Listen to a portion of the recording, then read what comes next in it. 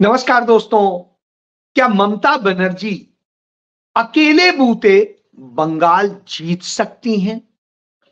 क्या अरविंद केजरीवाल को हर वर्ग ने नकार दिया है? क्या नरेंद्र मोदी व्यभिचारियों और चारित्रिक पतित लोगों को सबसे ज्यादा प्यार करते हैं?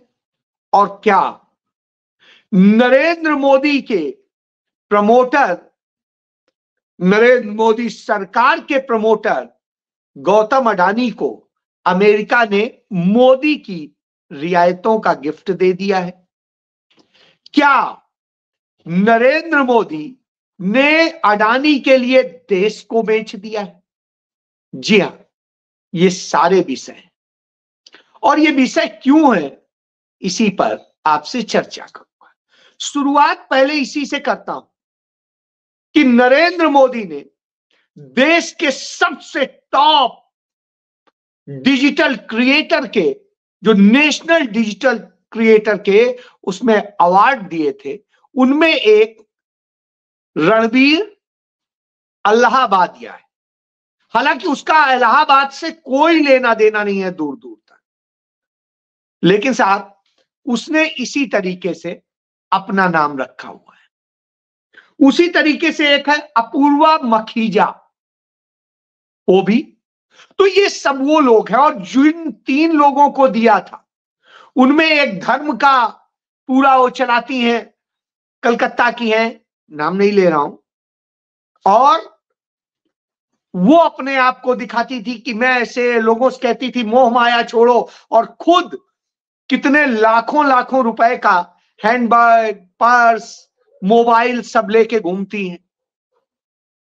कथा कहती हैं भगवान की, या कहिए धंधा करती हैं भगवान का, और उसके अलावा एक किसी तरीके से और थे। तो जिनको यह अवार्ड दिया था, और नरेंद्र मोदी कहते हैं मैं आपको थोड़ा थोड़ा फॉलो करता हूं, तो अब आप समझिए कि जब समय मिलता है फॉलो करता हूं। वो क्या कर रहे थे? वो यह कह रहे थे कि मुझे अपने माता पिता के अंतरंग संबंधों को देखने में बड़ा सुख मिलता है, यही मेरा शौक। अब आप सोचिए, इस तरह इतनी गंदी सोच वाले व्यक्ति को नरेंद्र मोदी के फॉलो करते हैं। ये लोग नरेंद्र मोदी को फॉलो करते हैं, नरेंद्र मोदी इनको फॉलो करते हैं।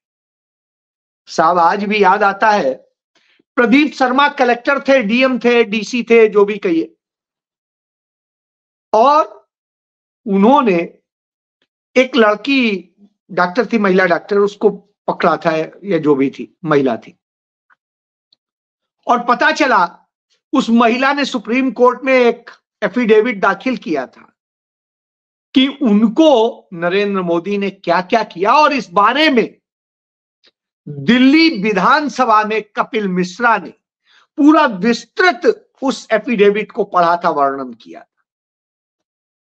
एक बार सुन लीजिएगा, आपका कलेजा कांप जाएगा कि किस तरीके से उस महिला के साथ में क्या क्या किया था नरेंद्र मोदी ने, उस एफिडेविट के मुताबिक जो सुप्रीम कोर्ट में मौजूद है।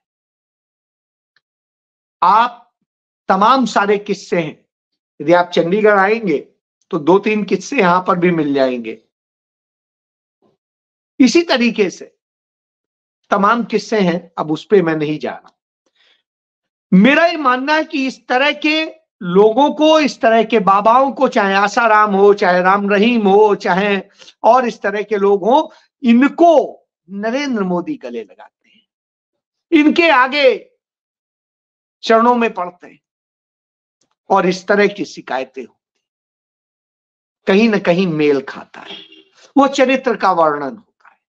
बहरहाल जो कार्रवाई हो नहीं हो मुझे कोई फर्क नहीं पड़ता, लेकिन ये समाज को दूषित करने वाले लोग इस देश में यदि आइकॉन बन रहे हैं, तो इस देश का क्या होगा हम सोच सकते हैं। अब आता हूं, जब आइकॉन बनाने की बात होती है तो मोहब्बत की दुकान चलाने वाले राहुल गांधी आइकॉन नहीं बनते, लेकिन झूठ और मक्कारी के बूते, झूठे आरोप लगा करके, रोना धोना करके और ड्रामे करके राजनीति करने वाला अरविंद केजरीवाल आइकॉन बन जाता है। और आइकॉन बनने के बाद में जो करता है उसका नतीजा यह होता है कि धीरे धीरे दिल्ली की दशा बद से बदतर हो जाती है। और जब बदतर हो जाती है तब लोगों को समझ में आने लगता है, जब भेद खुलते हैं तो पता चलता है उससे बड़ा तो करप्ट ही कोई नहीं, वो सिर्फ विज्ञापन के बूते टिका था। यह देश में सबसे ज्यादा कोई विज्ञापन देता है और उन राज्यों में ये तुलना कर ले तो सबसे ज्यादा विज्ञापन देने वाले आम आदमी पार्टी के सरकार के राज्य, उसके बाद भाजपा के राज्य, यानी कांग्रेस तो कहीं वहां टिकती नहीं और या केंद्र सरकार देती है। तो दो ही के विज्ञापन आप देखें। पंजाब सरकार के लिए हाई कोर्ट ने टिप्पणी की आपके पास विज्ञापन के लिए पैसा है, राज्य के काम कराने के लिए पैसा नहीं है। तो विज्ञापन के बूते झूठा शिक्षा और स्वास्थ्य मॉडल खड़ा कर दिया, विज्ञापन के बूते तमाम ड्रामे खड़े कर दिए। तो ये विज्ञापन की सरकार क्यों?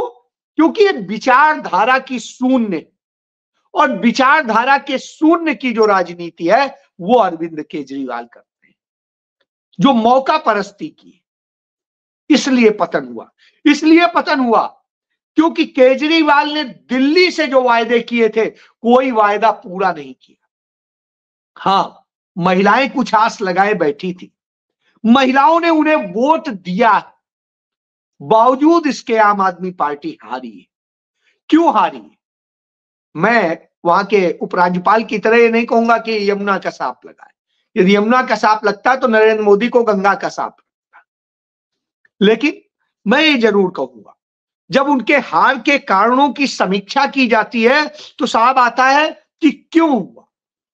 तो पहला, जिस तरीके से वहां मतदाताओं का भाजपा और कांग्रेस की तरफ झुकाव आया उससे इनकी हार। कांग्रेस पार्टी कोई बहुत अच्छा नहीं कर पाई है, लेकिन कांग्रेस पार्टी ने जो करीब 14 या 15 सीटें हैं उन पर जो वोट हासिल किए, उन वोट से वो इंक्रीज किए हैं पिछली बार से, तो उस वोट से अरविंद केजरीवाल के तमाम वो हार गए और उन्होंने उस पर, इसलिए अरविंद केजरीवाल की निजी हार भी। इसके बाद में मतदाताओं की जो संख्या घटी है उससे भी नतीजे प्रभावित हुए। मध्यम वर्ग जो है, जो खिसका, वो भी अरविंद केजरीवाल से दूरी बनाया और इस कारण से भी हार हुई। इसके बाद में हर समुदाय से, चाहे मुस्लिम हो, चाहे दलित हो, चाहे अदर्स हो, हर समुदाय से आम आदमी पार्टी का वोट कम हुआ है। यानी चाहे बहुत ज्यादा कम नहीं हुआ, लेकिन वो कम हुआ तो कम होने का मतलब है, मुझे इस पर याद आता है पंडित जवाहरलाल नेहरू फूलपुर से चुनाव लड़ रहे थे, उनके खिलाफ राम मनोहर लोहिया चुनाव लड़ रहे। राम मनोहर लोहिया 50,000 कुछ समथिंग वोट पाए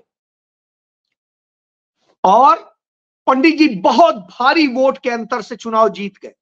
लेकिन कई अखबारों ने लिखा कि पंडित नेहरू ने 50,000 मतदाताओं का विश्वास खोया। यानी अरविंद केजरीवाल ने विश्वास खोया है, और जब विश्वास खोया है तो निश्चित रूप से होगा। अब आ रहा हूं, ममता बनर्जी भी लगातार अपने यहां विश्वास खो रही है। 2020 में जब चुनाव हो रहा था, बड़ी गंभीर स्थिति थी, कांग्रेस मजबूती से लड़ने जा रही थी। ममता बनर्जी को लगा कि भाजपा जितनी मजबूती से लड़ रही है और कांग्रेस भी लड़ गई तो निश्चित रूप से कहीं ना कहीं अंतर वो होगा और उनकी सरकार सिमट जाएगी। उन्होंने श्रीमती सोनिया गांधी से रोना रोया। सोनिया गांधी ने राहुल गांधी से कहा, राहुल गांधी ने कहा चूंकि कोविड जिस तरीके से बढ़ रहा है तो ऐसे में मुझे लगता है मुझे प्रचार करने नहीं जाना चाहिए और मैं नहीं जाऊंगा। और वो नहीं गए, उनके तमाम नेता नहीं गए। नतीजतन ममता बनर्जी पहले से बहुत ज्यादा और सीटें और वोट लेकर के चुनाव जीत गए। लोकसभा चुनाव के दौरान भी अंतिम वक्त तक वो कांग्रेस को नुकसान पहुंचाती रही और फिर गठबंधन के तमाम सारे वो करती रही और अंत में उन्होंने कोई गठबंधन नहीं किया। कांग्रेस भी हारी, बुरी तरह हारी, और भारतीय जनता पार्टी की सीटें जो आई वो भी नहीं आती यदि साथ होते, लेकिन और शायद देश में मोदी की सरकार नहीं होती और यह दिन नहीं देखना पड़ता। तो इससे आप समझिए, लेकिन उन्होंने अपने फायदे के लिए सब भाजपा को जीतने दिया लेकिन कांग्रेस को हरवा दिया, क्योंकि यदि कांग्रेस खड़ी हो गई, त्रिकोणीय मुकाबला हुआ तो उनके लिए समस्या थी। तो आप कहती हैं कि जो बंगाल में चुनाव होगा 2026 में, उसमें वो कोई गठबंधन नहीं करेगी। तो साहब मत करिए, आपकी मर्जी है। आप गठबंधन नहीं करेंगी और यदि कांग्रेस लड़ेगी तो आपको तकलीफ हो जाएगी, तमाम सारे बुद्धिजीवियों को तकलीफ हो जाएगी, तमाम सेकुलर लोगों को तकलीफ हो जाएगी, तमाम लोकतंत्रवादियों को तकलीफ हो जाएगी। क्यों? तो कांग्रेस क्यों लड़ रही है, ममता बनर्जी को हरवा देगी। और जैसे केजरीवाल हार गए, यदि वो हार गई तो उस स्थिति में, क्योंकि कांग्रेस सरकार बना लेगी इस स्थिति में तो नहीं, लेकिन इस स्थिति में आ सकती है कि सरकार बनाने और बिगाड़ने में काम कर सकती है।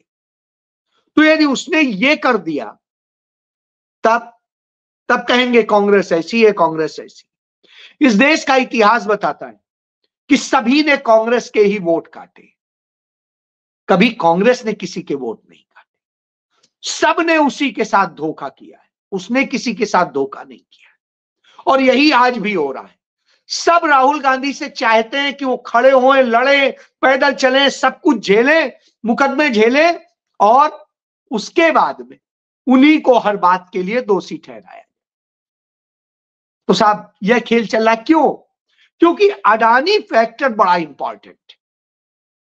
अडानी पश्चिम बंगाल को भी मदद करता है, जाके ममता बनर्जी के साथ खड़ा होता है। आपको याद होगा कैसे हल्दिया पोर्ट देने और सब में पूरा रोल अदा किया था ममता बनर्जी ने। इसी तरीके से अडानी जाके केरल में भी खड़ा हो जाता है। अडानी उत्तर प्रदेश में भी आकर के पक्ष और विपक्ष दोनों की मदद ले लेता है, दोनों शांत रहे थे।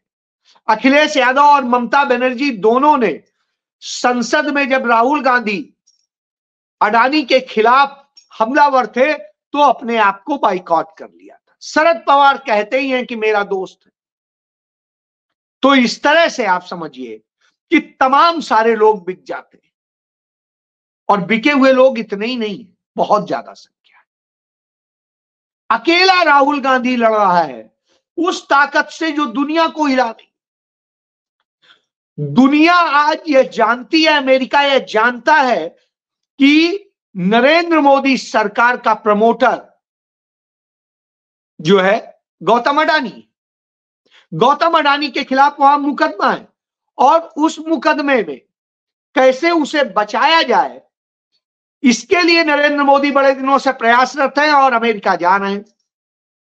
तो अमेरिका में प्रस्ताव आ गया कि अडानी को राहत देने के उद्देश्य से कि यूएस का जो फॉरेन करप्ट प्रैक्टिस एक्ट 1977 है उसको बदलाव कर दिया जाए, लेकिन वो अभी उस पर काम हो रहा है। होगा कि नहीं होगा वो अलग बात है, वो कांग्रेस जो है वहां तय करेगी। लेकिन अडानी के चैनल ने चला करके उनके शेयर एकदम से रॉकेट बनवा दी। अडानी ने इतने इस खबर से बहुत बड़ी रकम कमा ली, क्योंकि रिश्वत देने का काम है, जैसा कि इसमें पूरी जांच में आया। तो वो इस तरह से करते हैं। अब क्या होता है, जब यह चैनल इनका एनडीटीवी इसको खबर को चलाता है ट्विटर पे, तो एक्स के मालिक एलन मस्क जो ट्रंप सरकार के सलाहकार हैं, उनके उससे डिस्क्लेमर आ जाता है कि नहीं, ये खबर फेक है, ऐसा कोई नहीं हुआ है। यदि हो भी जाए तो भी अडानी बचते नहीं है, क्योंकि वहां न्याय और व्यवस्था अलग ढंग से काम करती है। हाँ, सजा होने के बाद माफ कर सकता है राष्ट्रपति, लेकिन यह नहीं हो सकता। तो इसलिए आप यह समझ लीजिए, तो यह काम हो रहा है। जब यह काम हो रहा हो तो निश्चित रूप से सवाल उठते हैं, तो फिर क्या है? उधर हम देख ही रहे हैं नरेंद्र मोदी और उनकी सरकार के, हाँ हमारे समय में आतंकी हमले नहीं, हमारे समय में ये नहीं। जम्मू कश्मीर में एलओसी पर जो है एक ब्लास्ट होता है, 2 हमारे सैनिक शहीद हो जाते हैं, कई घायल हैं, पता नहीं क्या होगा, ईश्वर उन्हें स्वस्थ रखे। लेकिन नरेंद्र मोदी के मुंह से कोई आवाज नहीं निकलती है। वो तो अपने में मस्त हैं। वो कहां जाते हैं? वो वहीं जाते हैं जहां सावरकर गया था। और सावरकर जब रेप के मामले में गिरफ्तार हुआ था और ले जाया जा रहा था भारत अंडमान जेल में, तो उसने फ्रांस के उसी इलाके में भागने की कोशिश की थी। और जहां भागने की कोशिश की थी वह जगह है मोरिया, समुद्र में उसने छलांग लगा के भागने की कोशिश की थी, उसी जगह फिर बाद में वो पकड़ा भी गया। तो इस तरह से स्थितियां हैं। इतने डरपोक लोग हैं। ये वीर नहीं था, माफी वीर था। माफी मांग मांग के बचता रहा और मुखबिरी करता रहा। नरेंद्र मोदी के आइडियल ये। तो इन आइडियल के लोगों के बीच में अकेला एक राहुल गांधी लड़ने निकला है, लड़ रहा है, सीमित संसाधनों में लड़ रहा है, चारों तरफ मुकदमे झेलते हुए लड़ रहा है। अब तक 37 एफआईआर और दूसरे केसेस हो चुके हैं उनके खिलाफ। इसके बावजूद वो हिम्मत नहीं हारता है। वो इतना डरपोक भी नहीं है अरविंद केजरीवाल की तरह कि ईडी बुलाए पूछताछ के लिए तो वो जाए नहीं, अंत में ईडी आके घर से गिरफ्तार कर। तो अब अरविंद केजरीवाल के पास में सिर्फ पंजाब ही सहारा है। तो वो लगे हुए हैं कि कैसे पंजाब के जरिए कुछ ऐसा स्टेटस मिल जाए कि वो ऐसे सरकारी सुविधाओं का लाभ लेते रहें और बचाव उनका होता रहे। बहरहाल हालात लगातार बिगड़ रहे हैं।